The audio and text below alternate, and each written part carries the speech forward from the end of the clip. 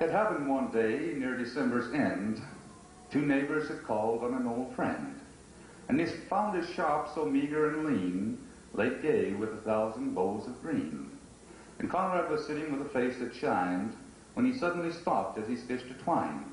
And he said, "Old friends, at dawn today, when the cock was crowing the night away, the Lord appeared to me in a dream, and said, I'm coming your guest to be. So I've been busy with feet astern, strewing my shop with branches of fern. The table is set, and the kettle is shined, and over the rafters the holly is twined. Now I'm going to wait for my Lord to appear, and I'll listen closely so I'll hear his step as he enters my humble place, and I'll open the door and look on his face." So his friends went home and left Conrad alone, for this was the happiest day he had known. For long since his family had passed away, and Conrad spent many a sad Christmas day. But he knew with the Lord as his Christmas guest, that this Christmas would be the dearest and best. So he listened with only joy in his heart, and with each sound he would rise with a start. He went to the window after hearing a sound, but all he could see on the snow-covered ground was a shabby beggar with shoes that were torn, and all of his clothes were ragged and worn. But Conrad was touched, and he went to the door, and he said, "You know your feet must be frozen and sore. I have some shoes in my shop for you, and a coat that'll keep you warmer too."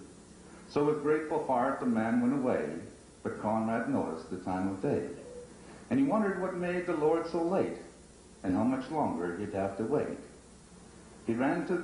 After hearing the sound, he ran to the door, but it was only a stranger once more.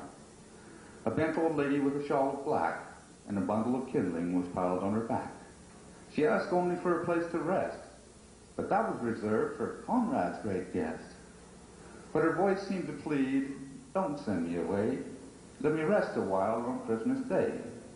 So old Conrad brewed her a steaming cup, and he told her to sit at the table and sup.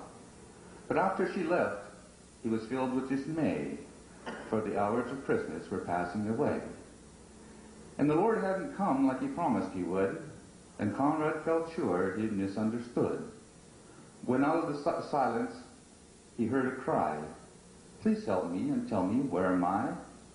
So old Conrad again opened his friendly door and stood disappointed as twice before. It was only a child who had wandered away and was lost from her family on Christmas Day. And again Conrad's heart was heavy and sad, but he knew he should make the little girl glad. So he called her in and he wiped her tears, and he quieted all her childish fears. Then he led her back to her home once more, but as he entered his own darkened door, he knew that the Lord was not coming today, for the hours of Christmas had passed away.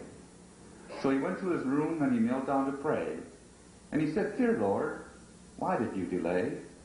What kept you from coming to call on me? For I wanted so much your face to see." Then out of the silence a soft voice was heard, "Lift up your head, for I kept my word. 3 times my shadow crossed your floor, and 3 times I came to your lonely door. I was the beggar with bruised cold feet, and I was the woman you gave something to eat. I was the child on a homeless street. 3 times I knocked, and 3 times I came in, and each time I found the warmth of a friend. Of all of the gifts, you know, love is the very best, and I was honored to be your Christmas guest." Thank you. God bless.